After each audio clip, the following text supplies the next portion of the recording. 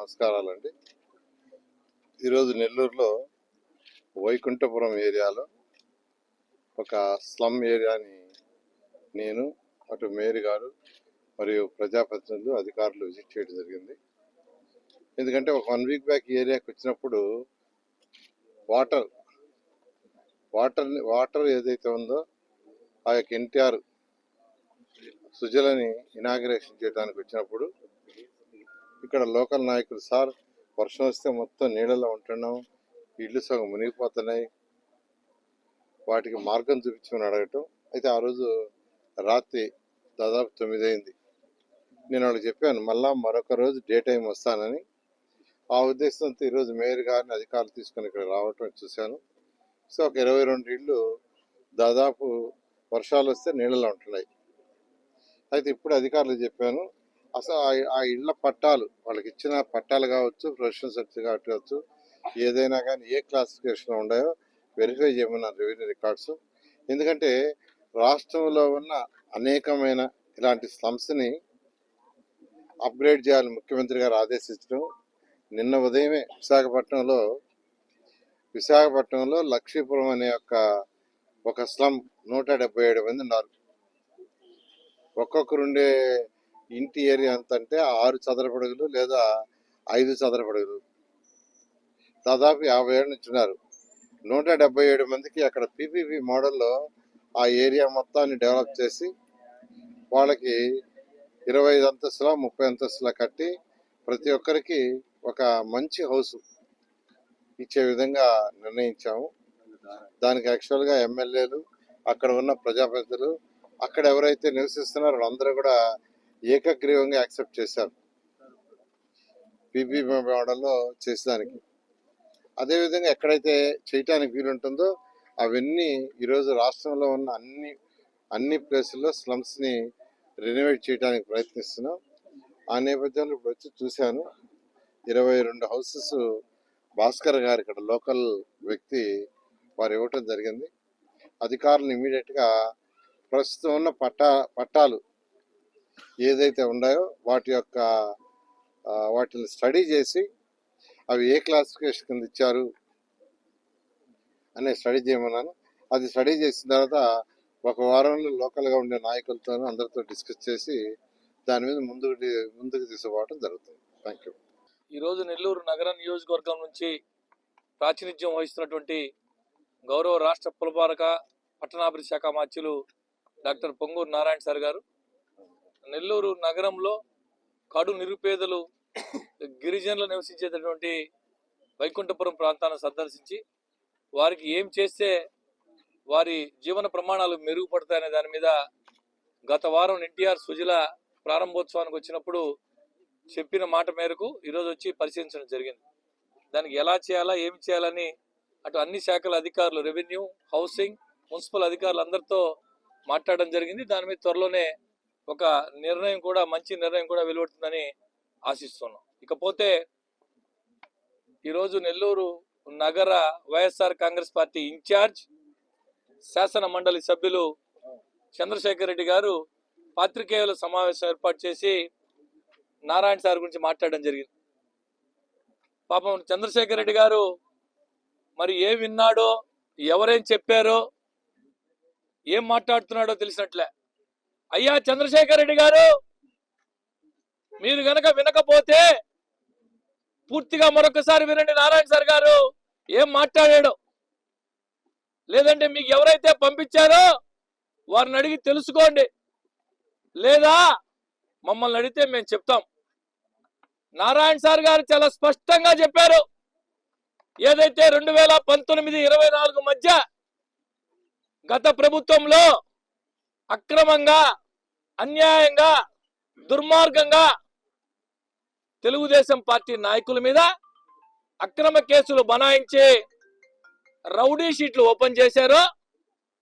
సహజంగా పోలీసు నియమావళి ప్రకారం ఏదైతే రౌడీ షీట్లు గత అనేక సంవత్సరాలుగా ఉన్నాయో వాటిని ప్రతి సంవత్సరం డిసెంబర్ నెలలో స్క్రూటినీ చేసి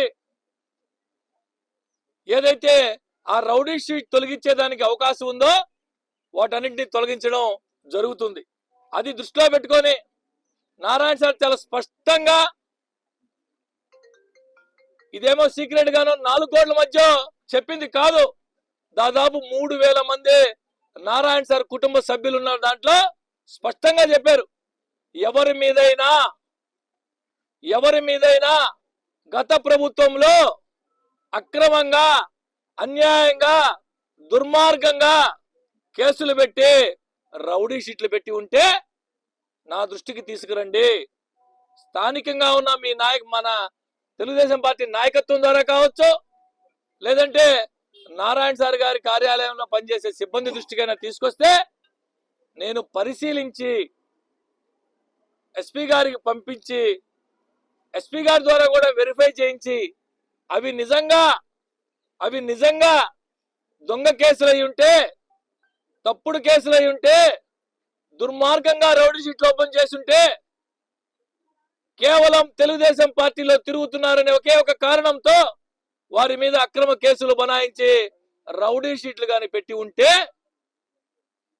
నేను ఎస్పీ గారితో మాట్లాడి అర్హులైన ప్రతి ఒక్కరికి కూడా న్యాయం చేస్తానని చెప్పారు. ఇందులో తప్పే ఉందని నేను అడుగుతున్నా. తప్పే ఉంది అని అడుగుతున్నా. పాపం తెలిసినట్లే చంద్రశేఖర్ రెడ్డి గారికి. అయ్యా చంద్రశేఖర్ రెడ్డి గారు, తెలియకపోతే తెలుసుకోండి. దుర్మార్గంగా తప్పుడు కేసులు పెట్టినటువంటి తెలుగుదేశం పార్టీ నాయకులు, కార్యకర్తలు మీరు ఏదైనా ఇబ్బందులుంటే ఆ నియోజకవర్గం నుంచి ప్రాతినిధ్యం వహిస్తూ రాష్ట్రంలో ఒక మంత్రి హోదాలో ఉన్న నాయకుడు తమ కోసం, తమ పార్టీ కోసం కష్టపడి పనిచేసి అన్యాయంగా పార్టీ కోసం పనిచేసిన దానికి అక్రమ కేసులు బనాయించుకొని రౌడీ షీట్లు పెట్టించుకున్న దానికి నేనంతా పరిష్కారం చూపిస్తా అంటే తప్ప ఎక్కడైనా ఉందా ఇది అడుగుతున్నా. చంద్రశేఖర్ రెడ్డి గారు రాజకీయాల్లోకి వచ్చి పాపం 3 సంవత్సరాలు 4 సంవత్సరాలు కూడా అయినట్లే. పార్టీ కోసం పనిచేసిన కార్యకర్తల్ని, వ్యక్తి గెలుపు కోసం పనిచేసిన కార్యకర్తల కోసం, నాయకుల కోసం ఎంత దాకైనా పోయి పనిచేసేదే నాయకుడు యొక్క లక్షణం.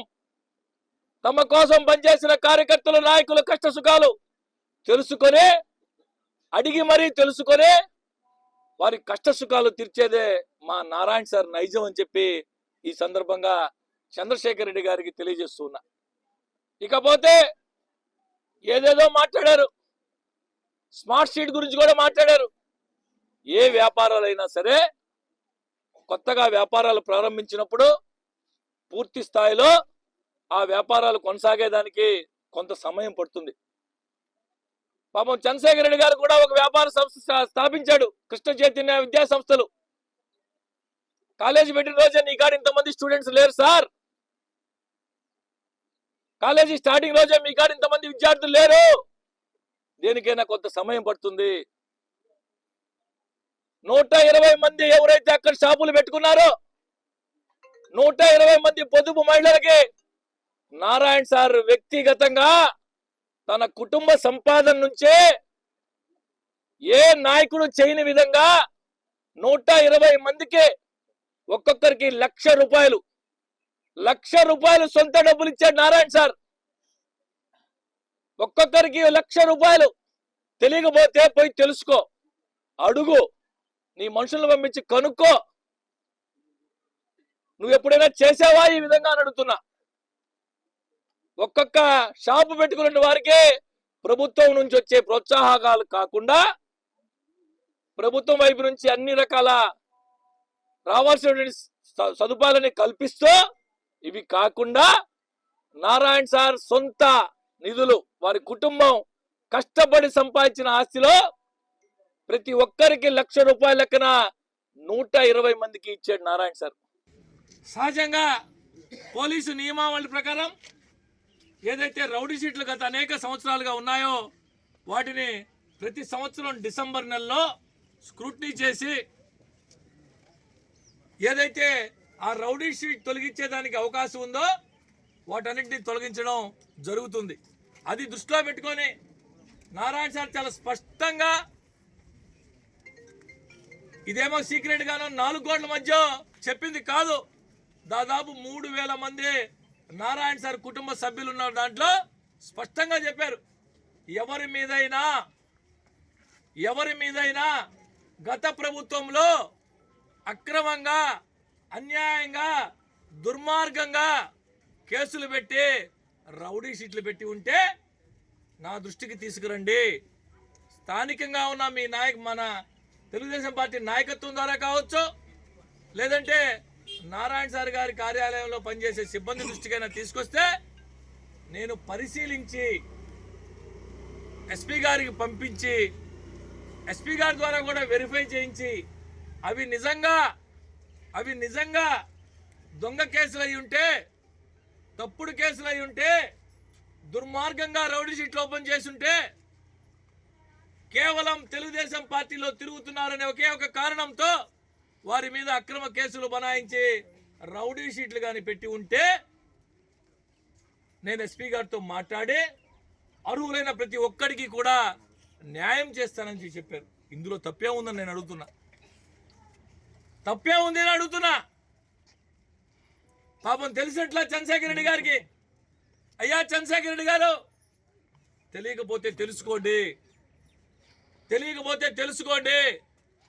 దుర్మార్గంగా తప్పుడు కేసులు పెట్టినటువంటి తెలుగుదేశం పార్టీ నాయకులు, కార్యకర్తలు మీరు ఏదైనా ఇబ్బందులుంటే ఆ నియోజకవర్గం నుంచి ప్రాతినిధ్యం వహిస్తూ రాష్ట్రంలో ఒక మంత్రి హోదాలో ఉన్న నాయకుడు తమ కోసం, తమ పార్టీ కోసం కష్టపడి పనిచేసి అన్యాయంగా పార్టీ కోసం పనిచేసిన దానికి అక్రమ కేసులు బనాయించుకొని రౌడీ షీట్లు పెట్టించుకున్న దానికి నేనంతా పరిష్కారం చూపిస్తా అంటే తప్ప ఎక్కడైనా ఉందా ఇదని అడుగుతున్నా.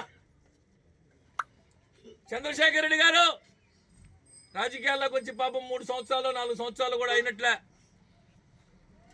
పార్టీ కోసం పనిచేసిన కార్యకర్తల్ని, వ్యక్తి గెలుపు కోసం పనిచేసిన కార్యకర్తల కోసం, నాయకుల కోసం ఎంత దాకైనా పోయి పనిచేసేదే నాయకుడు యొక్క లక్షణం.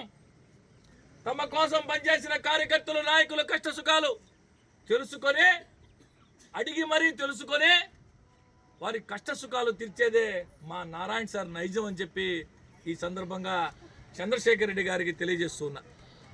ఇకపోతే ఏదేదో మాట్లాడారు, స్మార్ట్ సిటీ గురించి కూడా మాట్లాడారు. ఏ వ్యాపారాలైనా సరే కొత్తగా వ్యాపారాలు ప్రారంభించినప్పుడు పూర్తి స్థాయిలో ఆ వ్యాపారాలు కొనసాగేదానికి కొంత సమయం పడుతుంది. పాపం చంద్రశేఖర్ రెడ్డి గారు కూడా ఒక వ్యాపార సంస్థ స్థాపించాడు, కృష్ణ చైతన్య విద్యా సంస్థలు. కాలేజీ పెట్టిన రోజే నీ కాడ ఇంతమంది స్టూడెంట్స్ లేరు సార్, కాలేజీ స్టార్టింగ్ రోజే మీ కాడ ఇంతమంది విద్యార్థులు లేరు. దేనికైనా కొంత సమయం పడుతుంది. 120 మంది ఎవరైతే అక్కడ షాపులు పెట్టుకున్నారో 120 మంది పొదుపు మహిళలకి నారాయణ సార్ వ్యక్తిగతంగా తన కుటుంబ సంపాదన నుంచే ఏ నాయకుడు చేయని విధంగా 120 మందికి ఒక్కొక్కరికి ₹1,00,000 సొంత డబ్బులు ఇచ్చాడు నారాయణ సార్. ఒక్కొక్కరికి ₹1,00,000. తెలియకపోతే పోయి తెలుసుకో, అడుగు, నీ మనుషులను పంపించి కనుక్కో. నువ్వు ఎప్పుడైనా చేసావా ఈ విధంగా అని అడుగుతున్నా. ఒక్కొక్క షాపు పెట్టుకున్న వారికి ప్రభుత్వం నుంచి వచ్చే ప్రోత్సాహకాలు కాకుండా ప్రభుత్వం వైపు నుంచి అన్ని రకాల రావాల్సిన సదుపాయాలని కల్పిస్తూ, ఇవి కాకుండా నారాయణ సార్ సొంత నిధులు, వారి కుటుంబం కష్టపడి సంపాదించిన ఆస్తిలో ప్రతి ఒక్కరికి ₹1,00,000 లెక్కన 120 మందికి ఇచ్చాడు నారాయణ సార్. అది నారాయణ సార్ వ్యక్తిత్వం అని చెప్పి ఈ సందర్భంగా చంద్రశేఖర్ రెడ్డి గారికి తెలియజేస్తూ, మాట్లాడవచ్చు, మాట్లాడితే చాలా ఉంటాయి. అభివృద్ధి చేసేటప్పుడు ప్రతిపక్షంలో ఉన్నప్పుడు ఎవరైనా మాట్లాడతారు. ఏదైనా విమర్శ చేసేటప్పుడు, సూచన చేసేటప్పుడు ప్రతిపక్ష పార్టీ నాయకుడు హోదాలో ఉండి సద్విమర్శ చేయండి, మంచి సూచనలు ఇవ్వండి, నగర అభివృద్ధికి దోహదపడండి. రండి, మీకు తెలిసేదో ఉంటే నారాయణ సార్ దగ్గరికి వచ్చాయి, సార్ ఇది చేస్తే బాగుంటాయని చెప్పండి, ఇది చేస్తే నగరం మరింతగా అభివృద్ధి పదంలో ముందుకు పోతుందని చెప్పండి. అంతేగాని ఈ విధంగా మాట్లాడడం మంచి పద్ధతి కాదు అని చెప్పి చంద్రశేఖర్ రెడ్డి గారికి హితవు పలుకుతుంది. చరిత్ర సృష్టించినోడు ఇప్పుడు ఆ చరిత్రని తిరగరాయబోతున్నాడు. అబద్ధాల గోడల్ని బద్దలు కొట్టి నిజాలను రాగా మీ ముందుంచబోతున్నాడు. నిజమైన వార్తల కోసం వెంటనే డౌన్లోడ్ చేసుకోండి రా యాప్ని.